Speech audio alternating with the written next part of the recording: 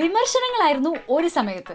അതിനൊക്കെ കടത്തി വെട്ടി തൊട്ടതെല്ലാം പൊന്നാക്കിക്കൊണ്ടിരിക്കുന്ന സുന്ദരൻ, സുമുഖൻ, but not chocolate, macho, muscle man. ഇനി റോളിന് വേണ്ടി എന്ത് ചെയ്യണം? പട്ടിണി കിടക്കണോ? ഭേഷായിട്ട് ഫുഡ് കഴിക്കണോ? 6 പാക്ക് ആക്കണോ? ഫാമിലി പാക്ക് ആക്കണോ? എന്ത് വേണമെങ്കിലും പറഞ്ഞാൽ മതി, സ്ക്രിപ്റ്റ് ആവശ്യപ്പെട്ടാൽ മതി. സ്പോട്ട്ലൈറ്റിൽ ഞാൻ ടൊവിനോ, മഞ്ജുവിന്റെ കൂടെ. ഈ കുഞ്ചാക്കോ ബോബനെ പറ്റി കേട്ടിട്ടുള്ള ഒരു കാര്യമുണ്ട്, പുള്ളിക്ക് ഭാര്യയെ പേടിയാണ്. ഇതുപോലുള്ള ഇന്റിമേറ്റ് സീനൊക്കെ അഭിനയിക്കാൻ വരുമ്പോഴത്തേക്കും ഭാര്യയെ 2 മിനിറ്റ് ഓർത്ത് കഴിഞ്ഞാൽ പിന്നെ ആ സീൻ ചെയ്യാൻ അങ്ങനെ ഞാൻ കേട്ടിട്ടുണ്ട്. നമുക്ക് പക്ഷെ ഭാര്യയെ പേടിയില്ല അല്ലേ? ജാക്കോസിനാണെങ്കിലും ഭാര്യയെ പേടി എന്നുള്ള ടേം ഒക്കെ ഭയങ്കര മോശം ടേമാണ്. കാര്യം എന്താ വെച്ചാൽ എനിക്ക് രണ്ടുപേരും നന്നായിട്ട് അറിയാവുന്നതാണ്. അവർ രണ്ടുപേരും നമ്മൾ വളരെ നല്ല സ്നേഹത്തിൽ ജീവിക്കുന്ന ആൾക്കാരാണ്. ഒരാൾക്ക് ഒരാളെ പേടിച്ച് ജീവിക്കേണ്ട കാര്യം അവിടെ ഇല്ല. അപ്പോൾ മ്യൂച്വലി റെസ്പെക്ട് ചെയ്ത് ജീവിക്കുക എന്നുള്ളതാണ് അവർ ചെയ്തുകൊണ്ടിരിക്കുന്നത്. ഇപ്പോൾ ഞാൻ ചെയ്യുന്നതെന്ന് പറഞ്ഞാൽ ഞാൻ ചെയ്യാൻ ആഗ്രഹിക്കുന്ന സിനിമകൾ, പിന്നെ ഞാൻ ഒരു രീതിയിലും എന്തെങ്കിലും കാരണം കൊണ്ട് ആ സിനിമയിലെ സ്ക്രിപ്റ്റോ ഒന്നും ഡിമാൻഡ് ചെയ്യുന്ന കാര്യങ്ങൾ ചെയ്യാതിരിക്കരുത് എന്നുള്ള ആഗ്രഹമുണ്ട്. നമ്മളിപ്പം റൊമാൻറ്റിക് ഹീറോ ഒക്കെ ആയി തെരഞ്ഞെടുക്കപ്പെട്ടിട്ടുണ്ടെങ്കിൽ റൊമാൻറ്റിക് സീനൊക്കെ അഭിനയിച്ച് കാണുമ്പോൾ, സ്ക്രീനിൽ കാണുമ്പോൾ എന്ത് പറയും വൈഫ്? അതിൽ അഭിമാനിക്കണ്ടേ? കാര്യം ഞങ്ങൾ ഒരുമിച്ചാണല്ലോ ഇത് പഠിച്ചു തുടങ്ങിയത്. ഞാൻ അവളുടെ അടുത്തുനിന്നല്ലേ ഇത് ട്രെയിൻ ചെയ്തത്. ഞാൻ അതായത് എന്താ പറയാ, അവളെ പ്രേമിച്ചിട്ടാണല്ലോ ഞാൻ പ്രേമിക്കാൻ പഠിച്ചത്. അപ്പൊ അതിനാണല്ലോ ഞാൻ സിനിമയെ കാണിക്കുന്നത്. അല്ല, അവള് എടുത്തു തന്ന ബേസിക് പാഠങ്ങളെന്ന് ഞാൻ പറയില്ല. ഞങ്ങൾ തമ്മിൽ പ്രേമിച്ചപ്പോഴാണ് ഓക്കെ പ്രേമത്തിന് ഇത്രയും ഇങ്ങനെയൊക്കെയാണ് പ്രേമം എന്നുള്ള കാര്യം പഠിച്ചത്. അപ്പോ തീർച്ചയായിട്ടും അതില് ക്രെഡിറ്റ് അവൾക്കും കൂടി ഉള്ളതാണ്. എന്നാലും ഇടയ്ക്കിടയ്ക്ക് പുള്ളി ചോദിക്കോ, ഇങ്ങനെയൊക്കെ റൊമാൻസ് ചെയ്യാൻ അറിയാല്ലേ? എന്നോട് ഇതുവരെ ഇങ്ങനെയൊന്നും പറഞ്ഞിട്ടില്ലല്ലോ. നിങ്ങൾ സിനിമയെ കാണുന്നത് നല്ല റൊമാൻസ്, ഇതൊക്കെ ചെറുത്. ഈ തീവണ്ടി എന്ന് പറയുന്ന സിനിമ അതൊരു പൊളിറ്റിക്കൽ സെറ്ററാണ്. ചെയിൻ സ്മോക്കറുടെ ജീവിതത്തിലൂടെയാണ് കഥ പറഞ്ഞു പോകുന്നത്. പുകവലിയെ പ്രോത്സാഹിപ്പിക്കുന്ന ഒരു സിനിമയൊന്നല്ല അത് എന്ന് മനസ്സിലാക്കാനുള്ള ബുദ്ധിയൊക്കെ ആൾക്കാർക്ക് ഉണ്ടാവും ഞാൻ പ്രതീക്ഷിക്കുന്നു. ഈ ബിനീഷിന് എല്ലാം ഈ സിഗരറ്റ് വലിയുമായിട്ട് കണക്റ്റഡ് ആണ്. അയാളുടെ ലൈഫിലെ പല കാര്യങ്ങളും. ഫുട്ബോൾ കളിക്കാനാണെങ്കിലും പുള്ളി ഗോളിയായിട്ട് നിൽക്കുള്ളൂ. നിന്ന് സിഗരറ്റ് വലിക്കാലോ, ഗോള് വരുന്ന വരെ സമയമുണ്ടല്ലോ. അപ്പൊ അങ്ങനത്തെ ഒരാളാണ്. അതായത് ബിനീഷ് ദാമോദരൻ എന്ന് പറയുന്നതിൽ ഒരു ടൊവിനോ ഉണ്ട്. ഞാൻ ചെയ്തിട്ടുള്ള എല്ലാ ക്യാരക്ടേഴ്സിലും ടൊവിനോ ഉണ്ടാവും. പക്ഷെ അതൊന്നും അല്ല ടൊവിനോ. നേരത്തെ പറഞ്ഞു വർക്കൗട്ട് ചെയ്യാൻ ചില സമയങ്ങളിൽ മടി വരാറുണ്ടെന്ന്. പക്ഷെ അങ്ങനെ മടി വരുമ്പോ മടി മാറ്റി വർക്കൗട്ട് ചെയ്യിപ്പിച്ചത് ആര്, എങ്ങനെ? പണ്ടൊന്നും ഇത്രയും കുഴപ്പമുണ്ടായിരുന്നില്ല. പണ്ടെന്ന് പറഞ്ഞാൽ സ്കൂളിലൊക്കെ പഠിക്കുന്ന സമയത്താണെങ്കിലും നമ്മൾ രാത്രി ഏകദേശം കൃത്യസമയമാകുമ്പോൾ കിടന്നുറങ്ങും, രാവിലെ ഇന്ന സമയത്ത് എഴുന്നേൽക്കുന്നു.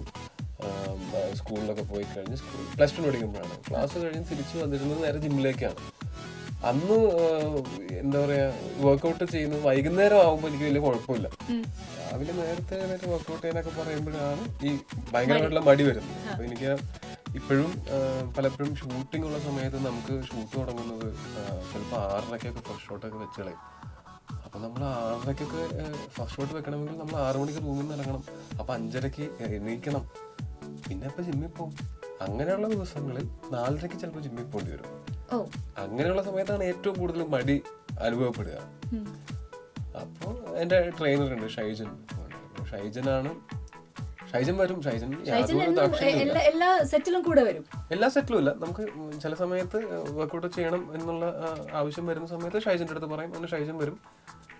അങ്ങനെ എല്ലാ ദിവസവും നമുക്ക് വർക്കൗട്ട് ചെയ്യാൻ പറ്റിയെന്നും വരില്ല. ചില ഷൂട്ടിന്റെ സമയത്ത് നമുക്ക് അടുത്ത് തന്നെ നല്ലൊരു ജിം ഉണ്ടാവുകയും അടുത്ത സിനിമയ്ക്ക് തിരക്കായിട്ടുള്ളൊരു ഫിസിക്ക് ഉണ്ടാവുകയും ചെയ്യേണ്ട ആവശ്യം വരുമ്പോൾ ഞാൻ ഷൈജന്റെ അടുത്ത് പറയും, ഷൈജൻ വരും.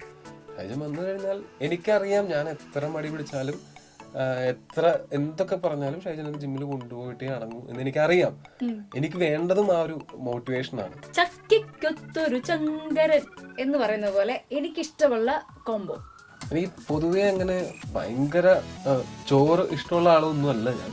പക്ഷെ വീട്ടിൽ പോയി കഴിഞ്ഞാൽ ഞങ്ങള് ഞായറാഴ്ച ദിവസങ്ങളിൽ, ചെറുപ്പം മുതലേ ഞായറാഴ്ച ദിവസങ്ങളിലാണ് നമ്മളുടെ അവിടെ നോൺ വെജ് ഉണ്ടാവുന്നത്. ബാക്കി ദിവസങ്ങളിൽ എന്തെങ്കിലുമൊക്കെ ആയിരിക്കും.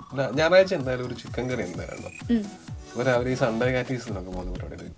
അപ്പൊ എന്റെ ഏറ്റവും ഇഷ്ടമുള്ള ഭക്ഷണ ഓർമ്മ എന്ന് പറയുന്നത് സൺഡേ കാറ്റീസും ഏകദേശം ഒരു 12 മണിയൊക്കെ ആകുമ്പോൾ കഴിഞ്ഞ് അവിടെ വീട്ടിലേക്ക് ഒരു ഓട്ടോ ഉണ്ട്. അമ്മ ഉണ്ടാക്കുന്ന ചിക്കൻ കറിയും കുറച്ച് ചോറും കഴിക്കുക എന്നുള്ളതാണ്.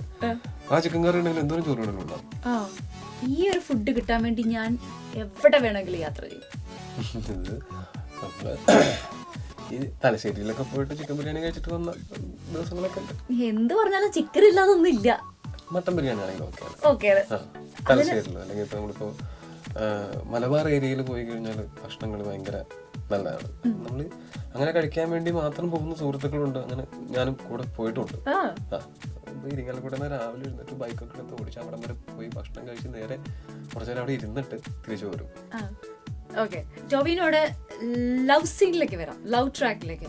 നമ്മളുടെ വീട്ടിലിരിക്കുന്ന നമ്മളുടെ ഭാര്യ എന്ന് പറയുന്നത് അത് തന്നെ ടോവിനോട് എനിക്ക് വേണ്ട. ഒരു കോപ്പിയടിയിൽ തുടങ്ങിയ സൗഹൃദം നയിച്ച പ്രണയം കലാശിച്ചത് കല്യാണത്തിൽ.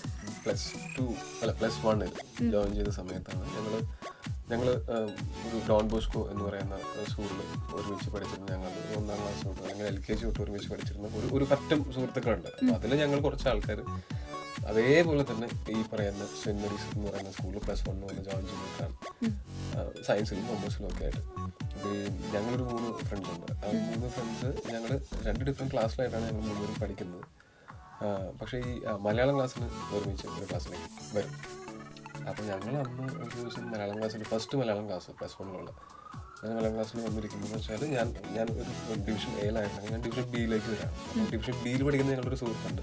അതിന് ഓൾറെഡി സീറ്റ് പിടിച്ച് വെച്ചിട്ടുണ്ടാവും. ബാക്ക് ബെഞ്ചർ ബാക്കിൽ ഒരു സീറ്റ് പിടിച്ച് വെച്ചിട്ടുണ്ടാവും ബാക്കിൽ. അപ്പോൾ ഞങ്ങൾക്ക് 3 പേർക്ക് ഇരിക്കാനുള്ള സ്ഥലമുണ്ട്. അവിടെ ഇരുന്നാണ് നമ്മുടെ അന്താക്ഷരി കാര്യങ്ങളൊക്കെ നടത്തുന്നത് അല്ലേ?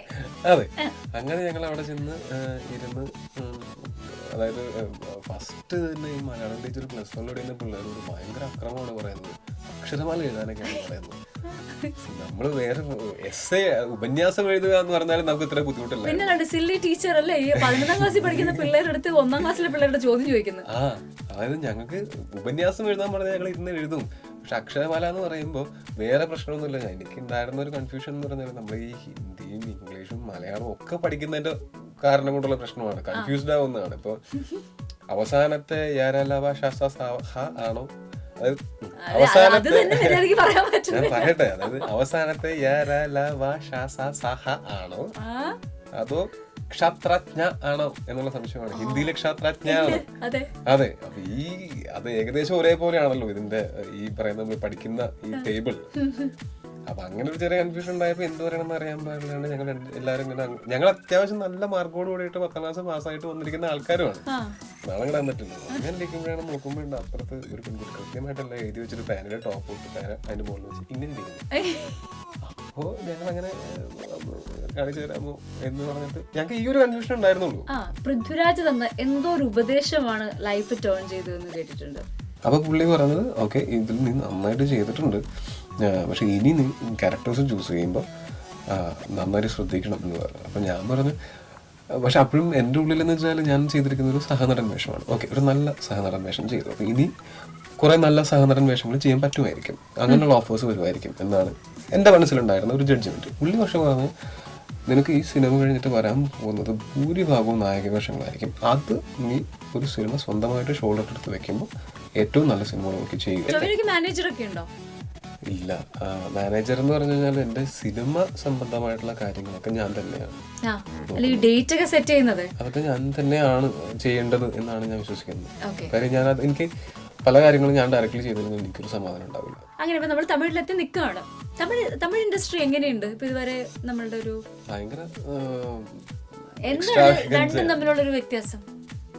ഷൂട്ടിംഗ് ഒക്കെ ഏകദേശം ഒരേപോലെ. തമിഴ്നാട്ടിലത്തെ ഷൂട്ടിങ്ങിനൊക്കെ പൊതുവെ ഭയങ്കര ടൈം എടുക്കുന്ന ഷൂട്ടിംഗ് ആണ്.